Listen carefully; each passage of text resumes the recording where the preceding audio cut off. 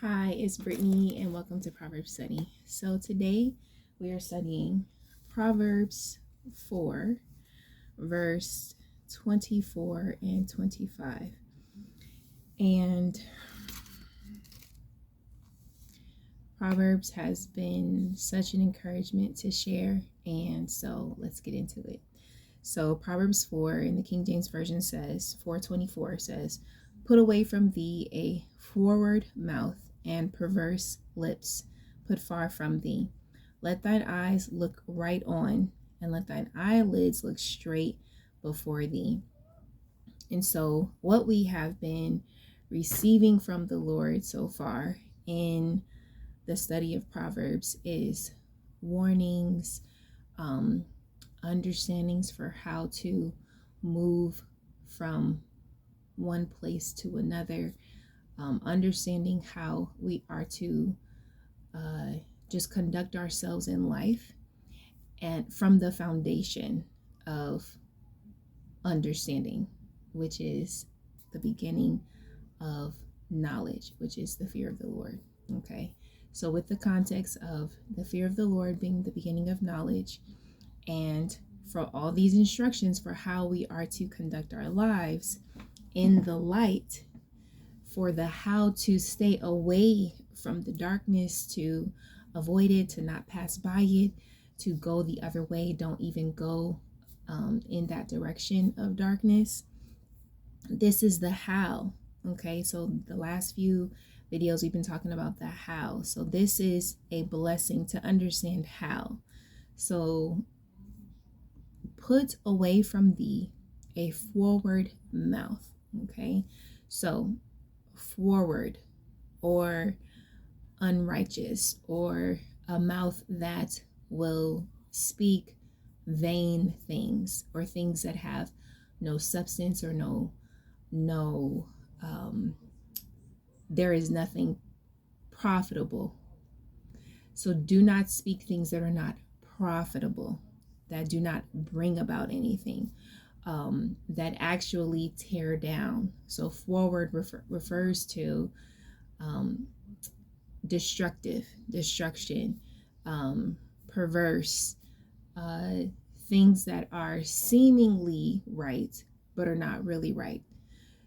And that's how our media speaks to us. That is how the music speaks to us. That is how people speak to us, right? And people want to use a lot of the excuses of, oh, well, it's just business, or that's just life, or that's just how I am, or that's just the way it is. It is what it is, right? No, it's not how it is. We are just using our words in the wrong way. We're using our mouth in the wrong way. We should not speak things and actually mean another. We shouldn't do things to undercut or divide. We should not speak things that are going to make people believe something and it's really no substance there, right? And so, transparent moment, I'm in business, I'm an entrepreneur, and one of the things that I had my business plan reviewed, right? And I heard a message actually today that said, your business plan is only good if it's actually tested for the bad. So if it's tested for, let's say, any failures that could come up, any risks, right? That's when you know your business plan is good, or what you have set out to do is going to be good, when you plan for the risk. And when you don't plan, or when you avoid that part, you're overly confident. And this was on Pastor Teray Roberts. I forgot the woman's name who spoke this, but it was at one of his conferences for leadership. And this was so encouraging, because after I got my business plan reviewed, I was taken aback.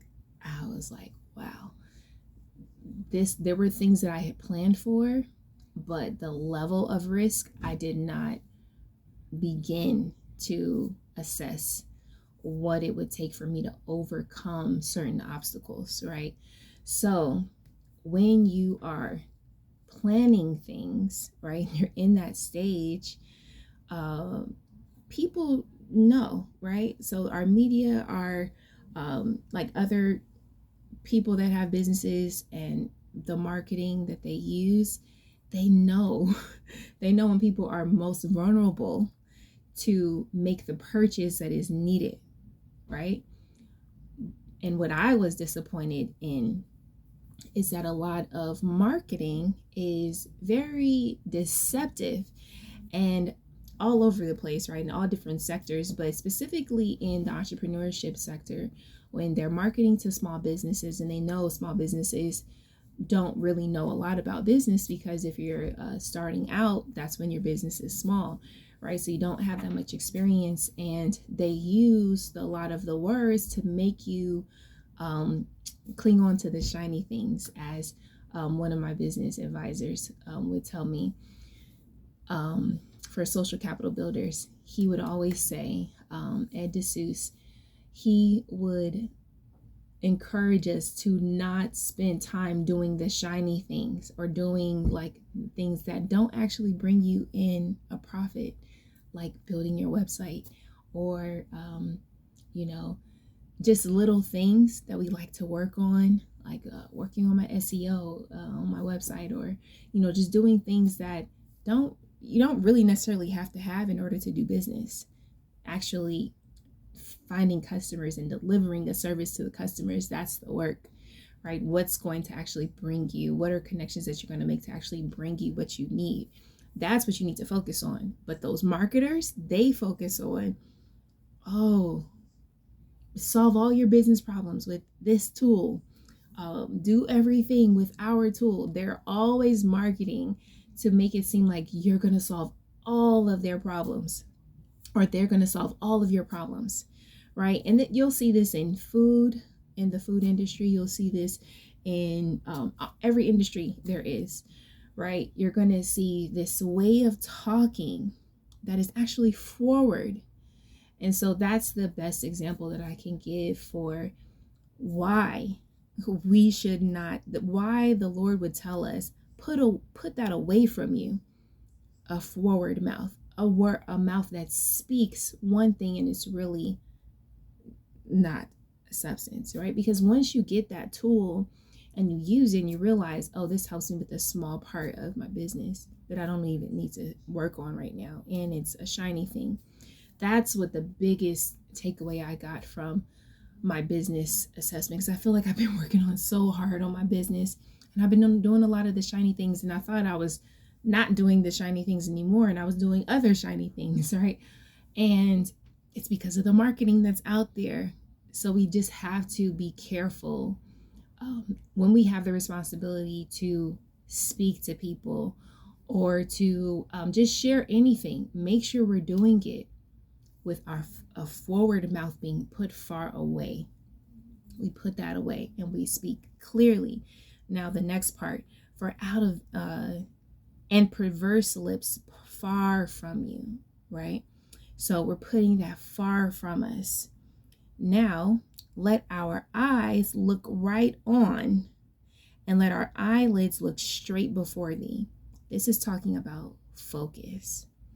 What are we looking at? Are we looking to the left and the right and trying to go in a straight line? How is it possible for us to go forward if we're constantly looking to the left, to the right, looking at other people in comparison, or looking behind us at our past, thinking about what we did wrong, the last time that we did the same thing and it didn't work out, or what we did yesterday that has nothing to do with today, because we can't get yesterday back, right? What are the things that we're doing that are making us not look right on? Let our eyes look right on, and let our eyelids look straight before thee. And so let's look at this in the context of this particular chapter, what he's talking about. Attend to my word. So we talked about that, my son, Incline thine ear to God's sayings, right? Don't let them depart from thee. Keep them in the midst of thine heart, for they are life unto those that find them, and health to all their flesh, right? So we are attending to God's words, God's sayings. We don't let them depart from our eyes, and we're keeping them in the midst of that Amazon distribution center of our heart, so that we actually live. We have life to our bodies. We have health to all of our flesh, right? This is how to truly be healthy. This is how to walk with a healthy life, the abundant life that everybody talks about, right? That Jesus wants us to live. This is the how. Proverbs chapter 4. Read the whole chapter, but starting with verse 20, that's the abundant life. That is the how to the abundant life. Attend to the Lord's words. Incline your ear to his sayings. Don't let them depart from your eyes. So we have to keep reading them, and keep them in the middle of your heart. Another part in Proverbs we talked about, it said, write it on the tablet of your heart. Meaning keep it in when you write something down, you're hearing it, the words in your head, you're reading the words, you're actually writing them. So there's so many opportunities for your brain to record this information. As you're writing it down, that's what I see as writing it on the tablet of your heart. Because most of the time when you write things down, you tend not to forget them as easily, right? But it says, keep them. Do not let them depart from your eyes. So keep reading them. And then it will be easy to keep them in the middle of your heart, right? All of this is hard work, but it's worth it, because this is life. This is life and health to your flesh. Do you hear this? Health to your flesh. This is health to our flesh. It continues, keep your heart with all diligence, for out of it flows the issues of life. So we're keeping our heart. We put away from us a froward mouth, and perverse lips far from us. We do this to have life. We do this because our Father gave us these instructions, and our Father loves us. This is why we do all of this. So we're not reading to be religious. We're reading because this is the instructions of the Father. This is the instructions that God gave us. Why? Because he says that it's health. This is actually life. This is life. This is health to our flesh. This is how we become healthy, right? We think it's eating right and exercising and, doing all these things, deep breathing. No, God's word is life. So let's do this. Let's keep our eyes right on. What are we keeping our eyes on? Ahead of us, right? And another place in Psalms, it says, and he will lead us in the path of his footsteps. Jesus has already walked the way that we need to go. All of us, right? Because the whole reason why he came to the earth was to commune with his people, right? No other God came from their divine power, limited their self to flesh and blood, and then died, and then resurrected. God did all of this to be in a communion with us, to commune with us. No longer do we have to sacrifice bulls and goats. No longer. Jesus was the ultimate sacrifice. And so now we get to commune with him. And that communing with him is what we're focused on, because he has a path for all of us. All we need to do is commune with him, and he will lead us in the path of his footsteps. That's what I submit to you that our eyes should be on. That would be most beneficial, right? Do you agree? That would be most beneficial for us to keep our eyes right on in front of us, following Jesus, the paths that he's taken for our lives, and let our eyelids look straight before us. Let them look straight before us, not to the right or to the left, comparing ourselves to each other, judging themselves, measuring themselves by themselves. We're not going to do that. We're not going to look at the past and be doubtful and worried and fearful because of other things that have happened. No, that is not the plan. The past is not the plan, right?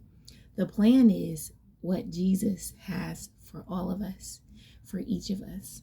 So I encourage us, let us keep our eyes right on, put that destructive way of talking far away from us, and let our hearts just follow Jesus. Let us follow. Okay? I hope this encourages you. God bless you.